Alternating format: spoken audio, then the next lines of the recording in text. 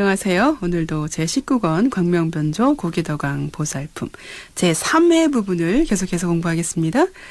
이 부분에서는 염루와 생사에 대한 말씀을 하고 계시는데요.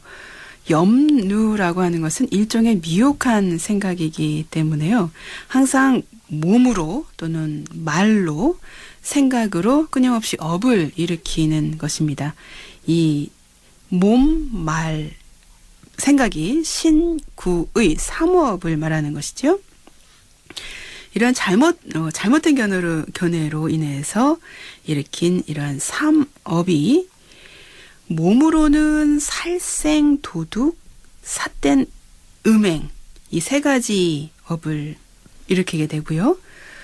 입으로는 망어, 기어, 양설, 악구 네 가지 업이 일어나게 됩니다. 뜻으로는 탐내고 화내고 어리석음의 세 가지 업이 일어나서 총 10가지 악업을 일으키게 되는데요. 이것을 바로 10악업이라고 하죠. 이 10가지 악업이 일어나서 악도의 행위를 하게 된다는 것입니다. 이 악업은 다시 그에 상응하는 결과, 과자를 써서요. 결과를 발생하고 그 결과는 과는 반드시 우리에게 직접 간접적으로 보를 응가응보할 때 그 보는 보답, 결과를 말하는 거죠. 인과응보를 가져온다고 합니다. 우리가 수없는 것 동안에 이 몸과 마음이라고 하는 것은 나라고 하는 어떤 존재를 구성하고 있는 요소죠. 그것을 다시 뭐라고 지난번에 제가 말씀을 드렸나요? 기억나시는지 모르겠습니다. 오온이라고 제가 말씀드렸죠. 그 몸과 마음, 나라고 하는 존재, 오온을 위해서 가지가지 나쁜 업을 지었고요. 이로 인해서 생사바다에 헤매면서 사막도의 괴로움을 받게 되고요. 성문도, 영각도, 보살도의 삼승의 길로부터 멀어지게 되는 것이 바로 이 염루에서 비롯된 것이라고 말씀을 하십니다. 열반경에서는 이 염루에 의한 생사고해의 삶을 다음과 같이 비유를 들어서 설명하고 계신데요. 네, 502페이지에서 503페이지의 내용인데요. 그 내용을 같이 보도록 하겠습니다. 서남자여, 마치 어떤 임금이 4마리의 독사를 한 상자에 담아두고 다른 사람을 시켜 먹을 것을 주어 기르게 하며 누울 적에나 일어날 적에 그 몸을 쓰다듬게 하되, 만일 어떤 독사라도 성을 내게 하면 법에 의지하여 사형을 처하리라 하였다. 그 사람이 임금의 명령을 듣고는 무서운 생각을 내서 상자를 버리고 도망가 버렸다. 임금은 다시 전달아 6사람을 보내면서 칼을 빼어들고 따라가라고 하였더니 그 사람은 전달아들이 따라오는 것을 보고는 더욱 빨리 달아났다.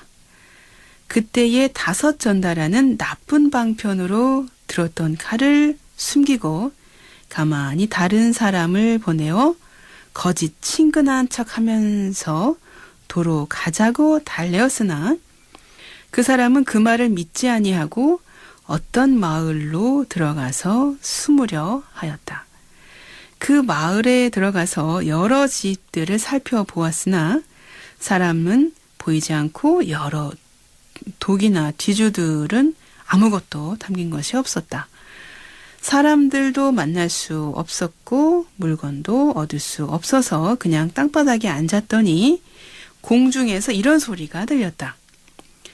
가엾다 그대여, 이 마을은 비어서 사는 사람이 없고 오늘 밤에는 6 도둑이 올 터인데 그대가 만일 그들과 마주치면 생명을 보존할 수 없으리니 그대는 어떻게 면하려는가.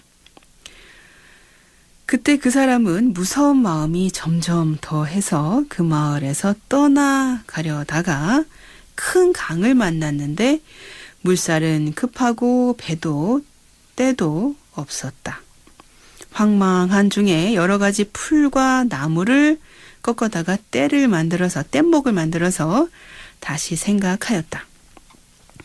내가 만일 여기 있다가는 독사와 6 전달아와 거짓 친한 척하는 사람들과 6 도둑에게 해를 당할 것이오. 만일 이 강을 건너려면 이 뗏목도 믿기 어려우니 물에 빠져 죽을 것이다. 차라리 물에 빠져 죽을지언정 저 독사나 도둑의 피해를 입지 아니하리라. 네, 그렇게 생각하고는 나무로 만든 뗏목을 물 위에 밀어놓고 그 위에 몸을 의지해서 손과 발을 허위적거리면서 강을 건너가 저 언덕에 이르니 아무 걱정이 없고 마음이 태연하여 공포가 없어졌다. 보살 마하살이 이 대반열반경을 듣고 받아지니면 몸은 상자와 같고 지대, 수대, 화대, 풍대는 4마리의 독사와 같이 보나니 보기도 독하고 건드리는 것도 독하고 기운도 독하고 물리는 것도 독한 것이다.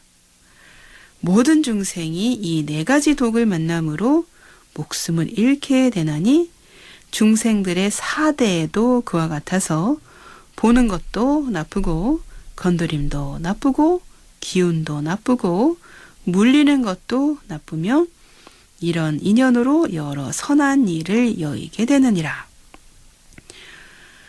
네, 중생들도 이와 같아서요. 열반경을 받아 지녀 익히면 지수화풍 4대의 이 지수화풍을 4마리 독사로 비유해서 그 경전에서는 말씀을 하고 계신데요.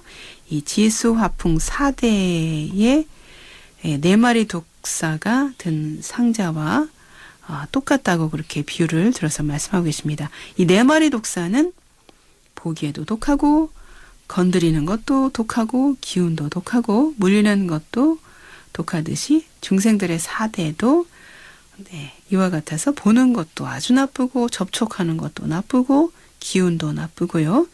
물리는 것도 나쁘다고 말씀하고 계십니다. 이러한 나쁜 인연으로 인해서 여러 가지 선한 일을 떠나게 되는 것이라고 말씀을 하고 계십니다. 또 4마리 독사가 항상 사람의 틈을 어느 때 보고 건드리고 도끼를 뿜어서 확 물 기회를 엿보는 것처럼요. 4대라고 한 지수화풍 우리의 4대도 독사같이 항상 기회를 엿보면서 우리를 확 물려고 항상 틈을 엿본다는 것이죠. 만약에 독사에 물려 죽어도 사막도에 떨어지지, 만약에 독사에 그렇게 물려도 사막도에 떨어지지는 않지만 4대의 독사에 물리면 사막도에 떨어진다고 합니다. 이 4마리의 독사, 지수, 화풍, 이 4대의 독사를 아무리 정성을 다해서 길러도 항상 사람을 물려고 하듯이요. 4대에게 아무리 이바지하여도 그 사람을 이끌어 나쁜 업을 짓게 한다고 합니다. 또 비록 한 곳에 있더라도요. 마음이 각각 다르듯이 4대의 어떤 그 독사가 한 곳에 있더라도 그 성품이 제각기 다르다고 합니다. 지대는요. 땅지자를 써서 지는 아주 굳센 것이고 물수자를 써서 수대는 아주 습한 것이고 불화자를 써서 화대는 더운 것이고 바람풍자를 써서 풍대는요. 움직이는 성질이 있습니다. 또 재물을 조심하는 사람이요. 이 4가지 독사의 나쁜 냄새를 맡고는 이것을 멀리 여의는 것과 같이요. 부처님과 보살님들도 이 4대의 나쁜 냄새를 맡고 멀리 여인다고 하십니다.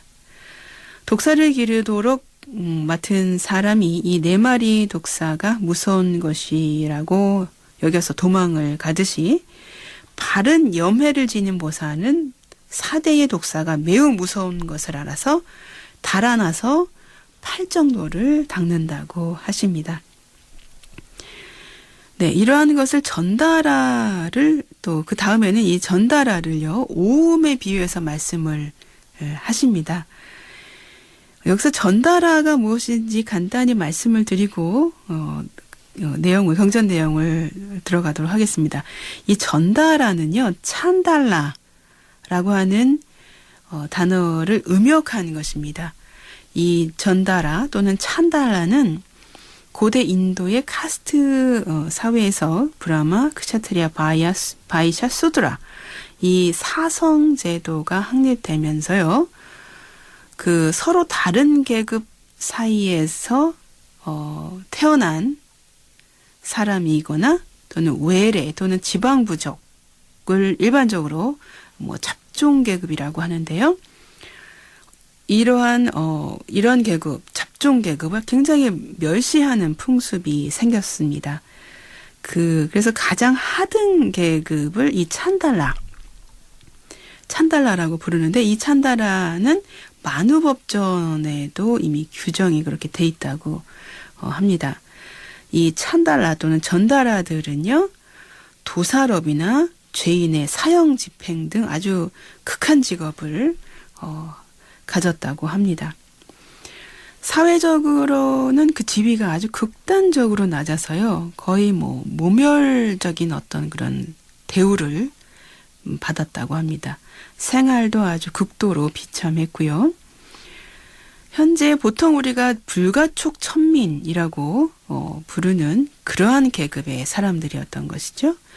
이 불가촉 천민은요. 다른 말로는 아웃카스트라고 아웃이니까 바깥이죠. 카스트의 바깥에 있는 사람이라고 얘기를 하는데요. 이 아웃카스트라는 말로도 사용을 합니다. 이 찬달라 또는 전달라도 그 불가촉 천민, 그 아웃카스트에 다 포함이 되는 조금 더 강범위한 그런 잡종 계급의 어떤 총칭이라고 얘기를 합니다. 수드라인 아버지하고 브라만의 어머니. 수드람은 제일 사성 계급의 제일 낮은 계급이죠. 그 수드라의 아버지와 브라만이면은 그 최상위의 계급의 어머니 사이에서 태어난 혼혈 잡종이요. 찬달라 중에서 가장 낮은 계급으로 간주되었다고 합니다. 그러니까 아버지의 계급보다 더 낮은 계급을 받은 것이죠. 카스트 계급 내에서 이 불가촉 천민이 받은 부정함이라고 하는, 그러니까 굉장히 부정한 존재로 취급을 당합니다. 그 부정함이라는 그런 취급을 당한 것이 거의 상상을 초월할 정도로 그렇게 아주 모멸적인 대우를 받았는데요. 그 사람들은 보통 상위, 그러니까 그 사성제에 들어있는 카스트에 들어있는 그 계급의 사람들이 이 불가촉 천민들을 마치 전염병을 앓고 있는 사람들처럼 그렇게 닿는 것도 그 사람들이 터치한 것은 다 부정해진다고 보는 것입니다. 그리고 그 사람을 보는 것도 부정해진다고 보는 것이죠.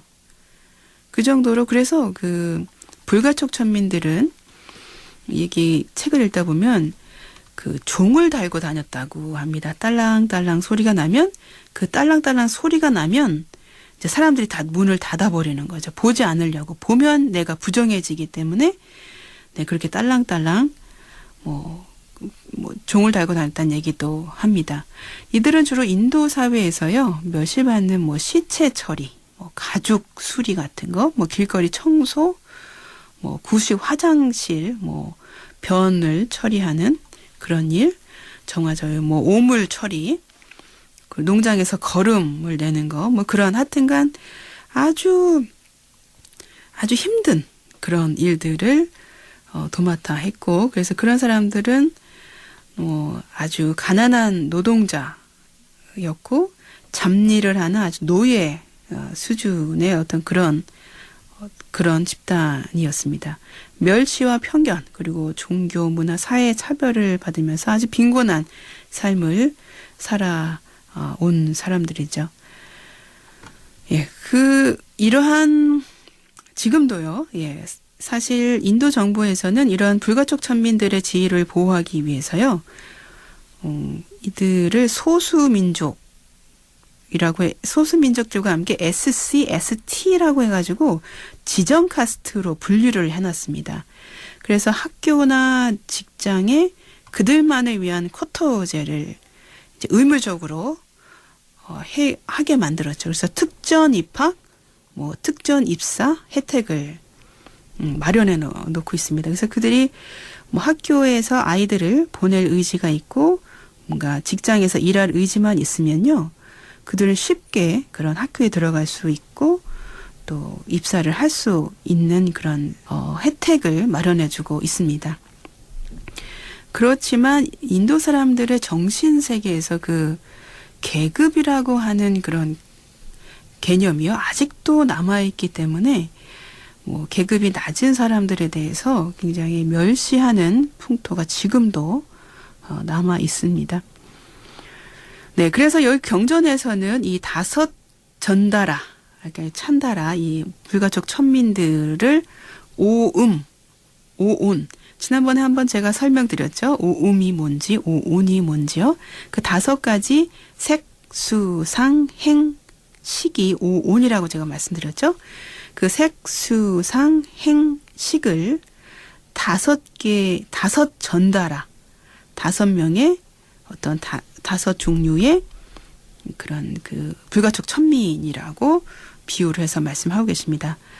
보살은 이 오온이라고 하는 것은 내 육신 또 나 자신을 오온이라고 얘기를 한다고 그랬죠. 그래서 오온 보기를 전달아 보듯이 해야 한다고 하십니다.